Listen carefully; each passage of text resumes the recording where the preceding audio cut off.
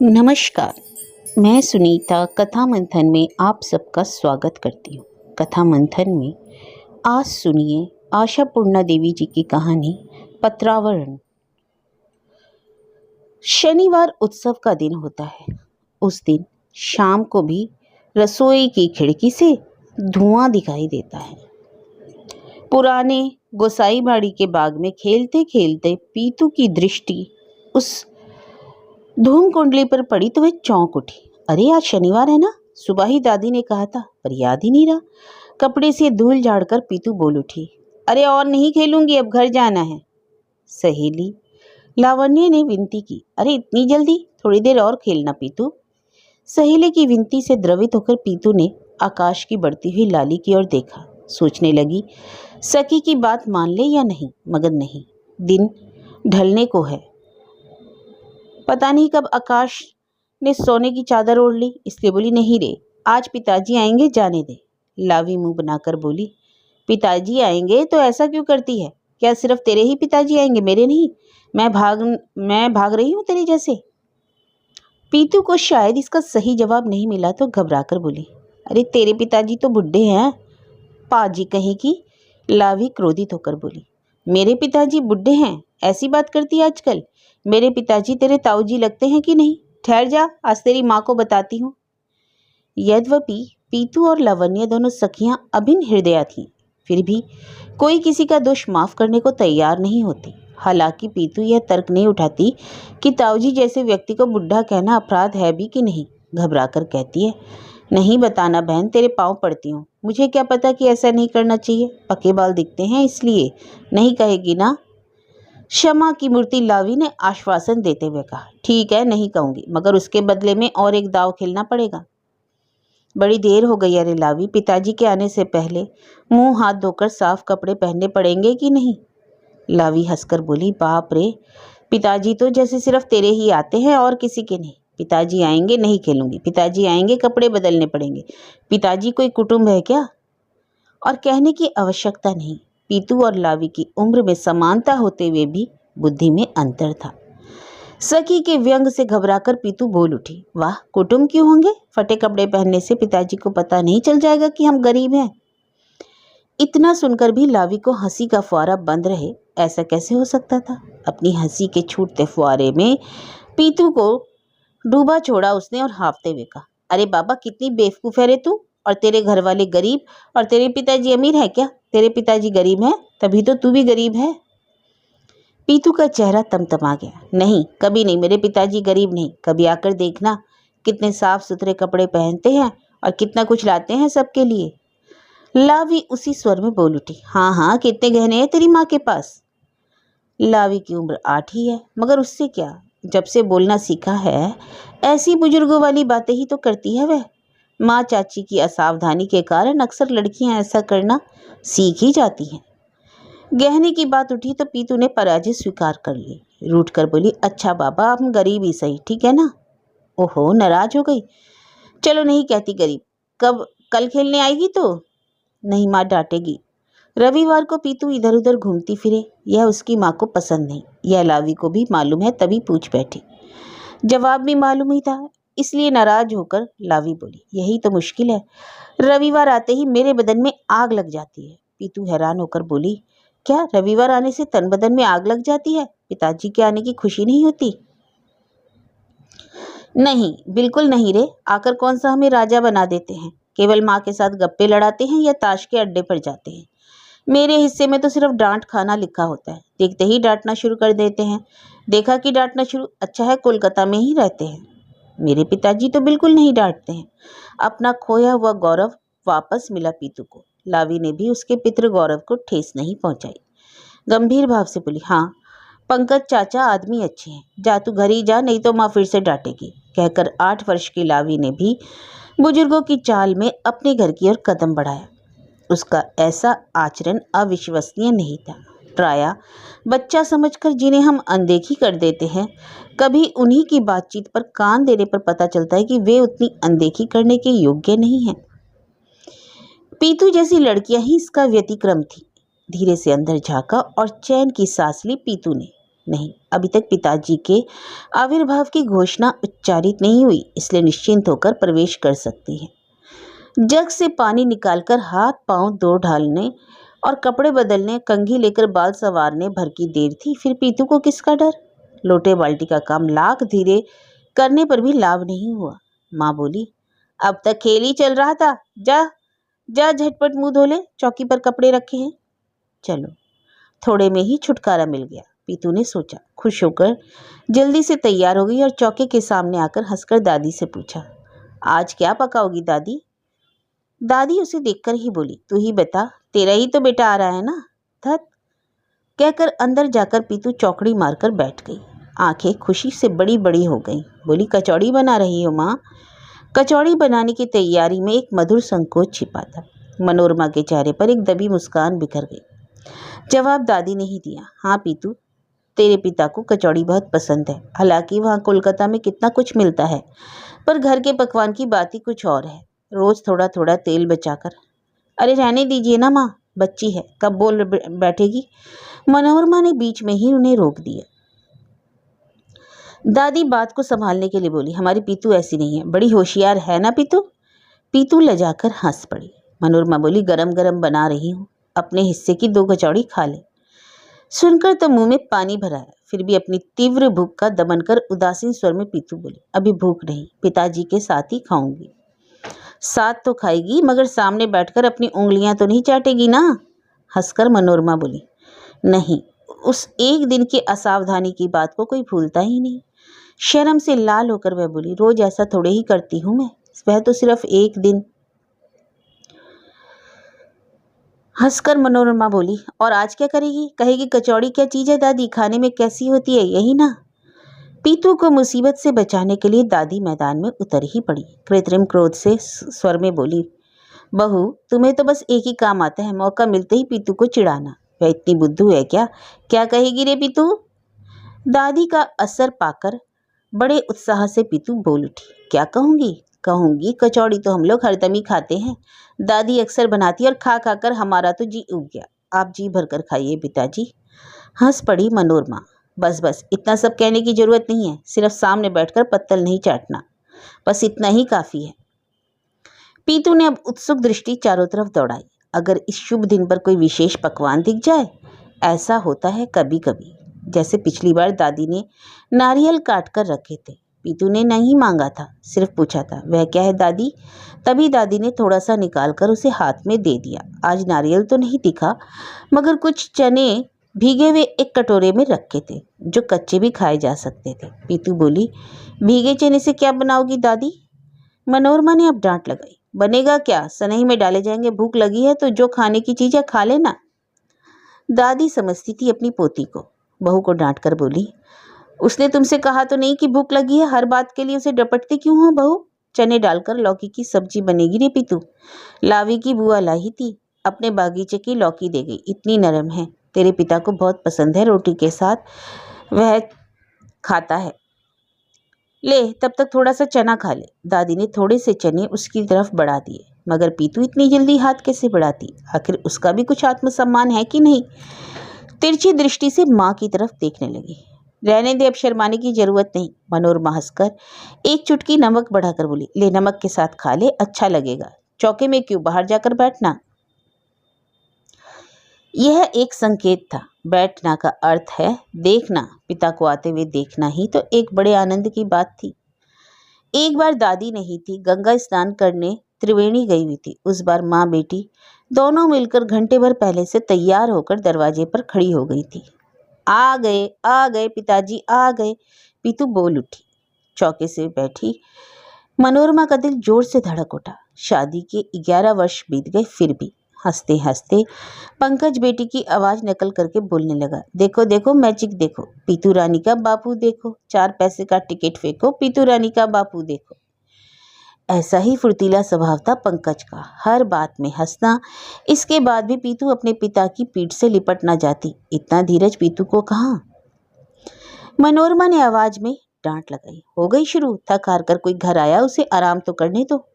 मगर पीतू को अब माँ का डर नहीं लगने के 2 कारण थे। पहले तो यह कि पिता उसके परम सहायक थे, दूसरी बात यह कि माँ के चेहरे पर जो खुशी की छटा बिखर रही थी वह पीतू से छिपी ना थी, इसलिए माँ से डरना अनावश्यक लगा। महामाया का शुद्धाचार गांव भर में प्रसिद्ध था।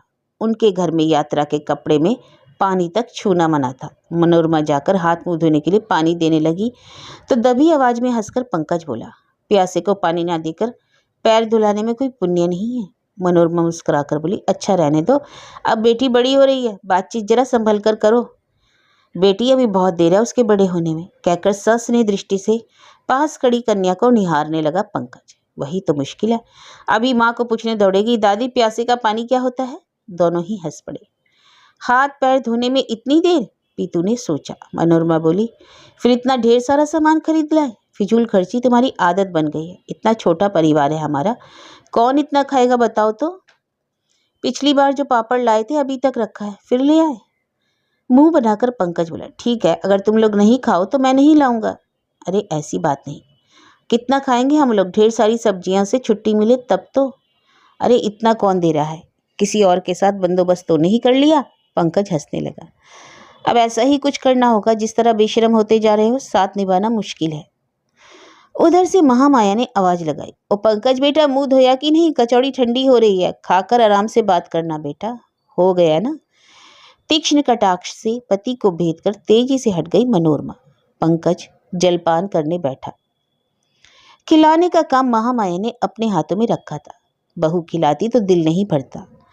उनके तौर तरीके जानती नहीं क्या वह? खिलाते समय ही ऐसा हंसी मजाक छेड़ देगी कि खाने वाले को पता ही नहीं चलेगा कि क्या खाया, और खिलाने वाला भी यह पूछना भूल जाएगा कि ठीक से खाया या नहीं। बड़े जतन से, बड़ी निष्ठा से, जी जान से बनाए गए पकवानों की ऐसी अवहेलना उन्हें सहन नहीं होती।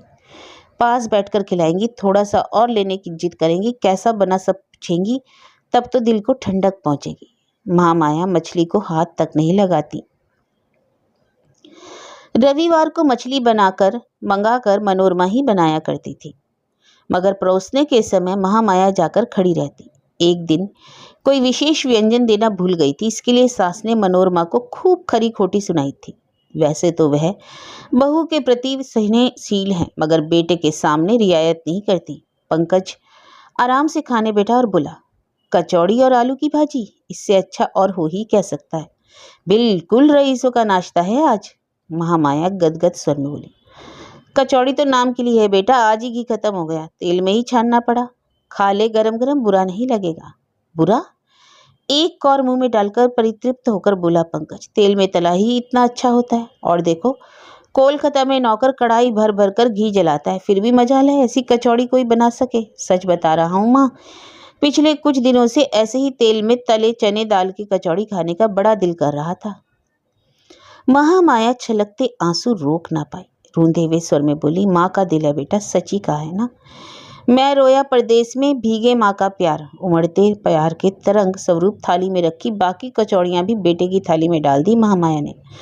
अब तो पंकज नाराज होने लगा। बस करो बस करो, सब मुझे दे दिया? तुम लोगों के सामने तो पकवान की तारीफ करना भी मुश्किल है। इतनी सारी कचौड़ियां मैं अकेले कैसे खाऊं? खाएगा कैसे नहीं? रात को रोटी कम खा लेना। और तुम लोग नहीं खाओगे? कम से कम 2 तो रख लेती। बहू के लिए रखा है ना अंदर, पीतू को भी खिला दिया। अब किसके लिए रखना? मैं रात को दाल की बनी चीज खाती हूँ क्या? पंकज बड़े अफसोस के साथ बोल उठा, छी छी, फिर आज क्यों बनाई, कल सुबह बना लेती।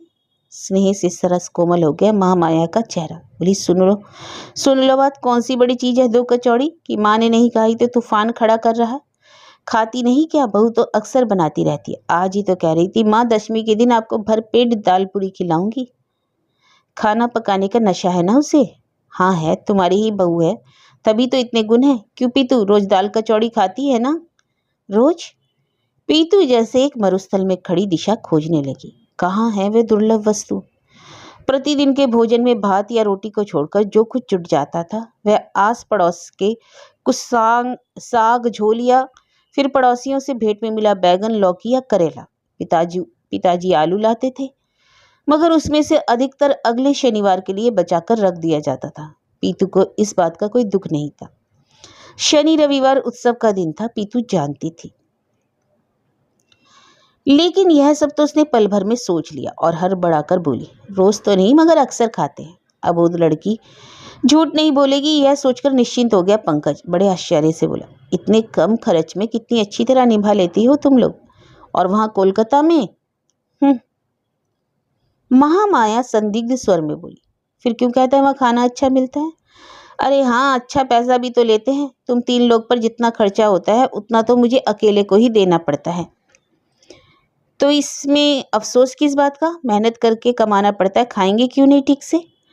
बड़े उत्साह से पीतू बोल उठी, यहाँ सब कुछ सस्ता जो है पिताजी, आपके कोलकाता जैसा नहीं है। हम लोग कितना कुछ खाते हैं। दादी तो रोज खीर पकाती है, तब आपकी बहुत याद आती है। कल फिर बनाओगी ना दादी? महामाया को खाली चीनी का डिब्बा याद आ गया, इसलिए झिझक कर बोली, देखती हूँ दूध वाला अच्छा दूध दे तभी तो बनाऊंगी, पानी अधिक मिलाया तो नहीं बनाऊंगी।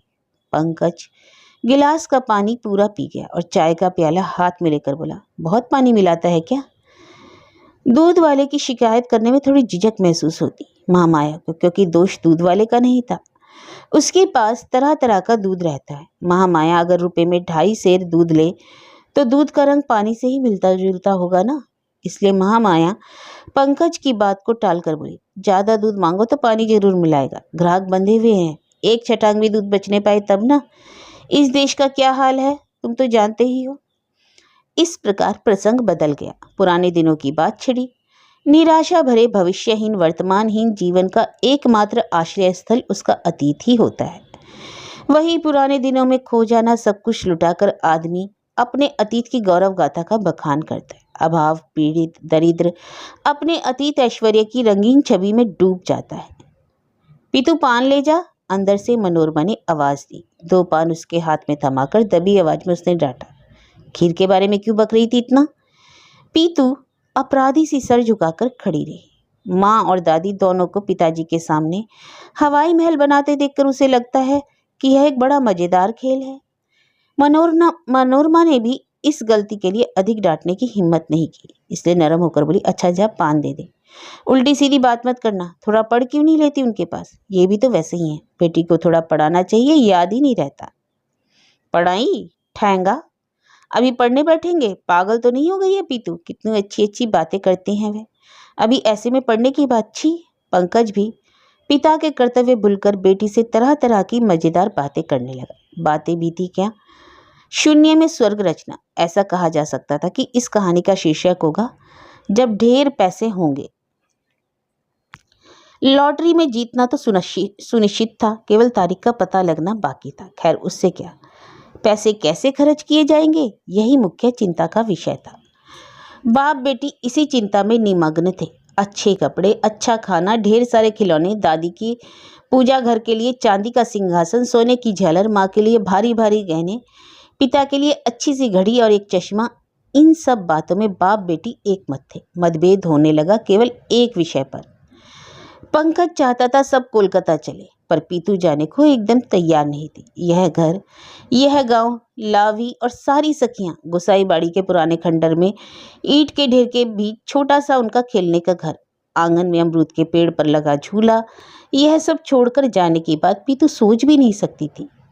पंकज ने दफ्तर का नाम लेकर कोलकाता की तरफदारी की तो पीतू ने गांव के एक डॉक्टर की मिसाल दे दी, जो अपनी गाड़ी में रोज कलकत्ता आया जाया करता था। जब ढेर सारे पैसे होंगे तो गाड़ी खरीदना कौन सा मुश्किल होगा। बातों ही बातों में अचानक पीतू पूछ बैठी, पिताजी आप गरीब हैं क्या? पल भर के लिए तो पंकज सकपका गया, फिर ठहाका लगाकर हंस पड़ा। अरे किसने कही यह बात? पिता को हंसते देखकर पीतू की हिम्मत बढ़ी, तभी उपेक्षा भाव से बोली, कहेगा और कौन? क्यों, वही लावी? और लावी क्या कहेगी? अपनी छाती पर हाथ ठोकर पंकज बोल उठा, मेरे जैसा अमीर इस पूरे गांव में नहीं, समझी कोई नहीं। ऐसी घोषणा सुनकर पीतू ने कुछ हैरान दृष्टि से पिता की ओर देखा। इससे वह संपूर्ण निश्चित तो ना हो सकी, मगर पिता का उज्जवल मुखमंडल उसी बात की साक्षी दे रहा था। अपने संशय को मिटाने के लिए पीतू बोली, फिर आपके जूते फटे क्यों हैं? जूते देख लिए क्या उसने? पंकज ने सोचा, कपड़ों की तरह जूतों को चमकाना आसान नहीं होता, तभी तो अंधेरे में छिपा कर रखा था उन्हें। मगर बेटी से हार माने तो कैसे? सहज होते हुए बोला, ओह जूते क्यों फटे हैं, यही ना? अरे खरीदूंगा कब? दुकान जाने की फुर्सत मिले तब ना, देखना शनिवार होते ही तो घर आ जाता हूँ। रविवार बिताकर जो गया तो ऑफिस के काम में फंस जाता हूँ, बाकी दिन भी ऑफिस कब खरीदूं, जेब में पैसे लेकर घूम रहा हूँ। सुनकर बड़ा आश्चर्य होता है पीतू को। समय नहीं मिलता उसे तो समय एक अनंत स्रोत की तरह लगता था। उषा के आगमन से निशा के अवतरण तक अंतहीन समय की धारा बहती रहती थी। कितने ही दिन और कितनी ही रात उस अनंत काल व्यापी तरंग में बह जाते। गोपाल चाचा दिन भर तंबाकू पीते खांसते रहते। चौधरी नाना चंडी मंडप पर बैठे सुबह से शाम तक गप्पे लड़ाते रहते। लावी की बुआ लौकी की एक टुकड़ी लेकर पड़ोस में बांटने के बहाने सुबह से घर घर टहलती फिरती। कहीं दौड़ धूप नहीं, कहीं परेशानी, सब जगह शांति लगती थी। और बेचारे पिताजी, समय की कमी के कारण फटे जूते पहनकर घूमना पड़ता है उन्हें। इस प्रकार का खेल चल रहा था पंकज के घर। सभी विभोर थे उस खेलने में। किसने प्रथम आविष्कार किया था इस खेल का अब कहा नहीं जा सकता।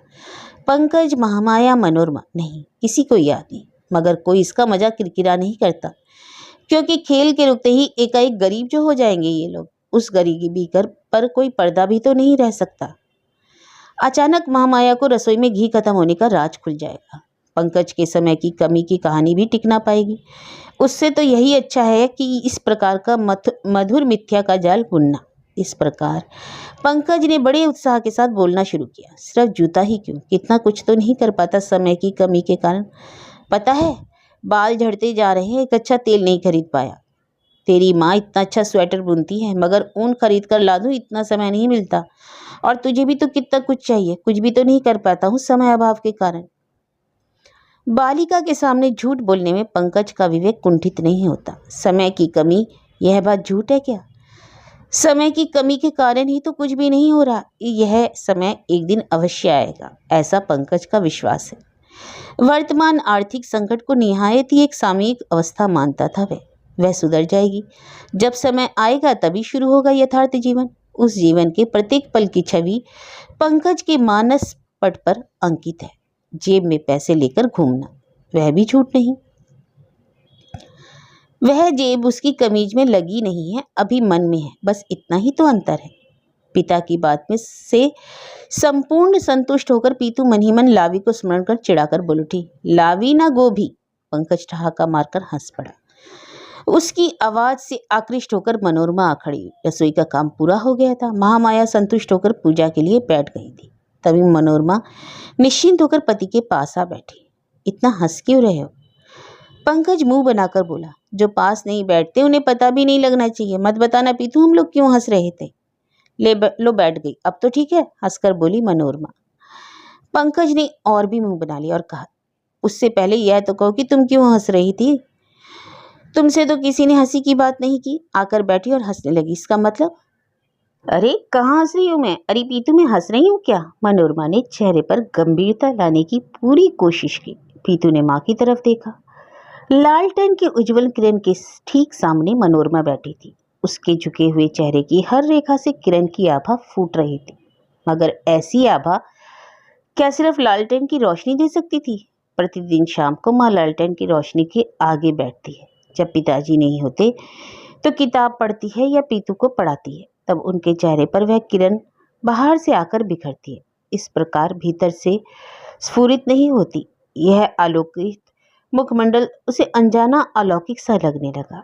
अपनी बेटी के अवाक चेहरे की ओर देखकर पंकज मुस्कुराया और बोला, सुन लो पीतू की लावी गोभी ने क्या कहा कि पीतू के पिताजी गरीब हैं। हंसने वाली बात है कि नहीं? क्यों नहीं? मनोरमा का किरण सा चेहरा झलक उठा। एक अजीब चमक आई उसके चेहरे पर। बोली, गरीब क्या, ये तो सम्राट है।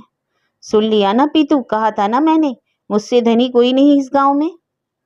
पिता की तरफ मुड़कर देखा पीतू ने, आश्चर्यचकित रह गई। पिता के मुख पर भी वही अलौकिक आभा बिखर रही थी। पीतू को ऐसा लगा जैसे इनकी ये साधारण बातें निहायत साधारण नहीं है।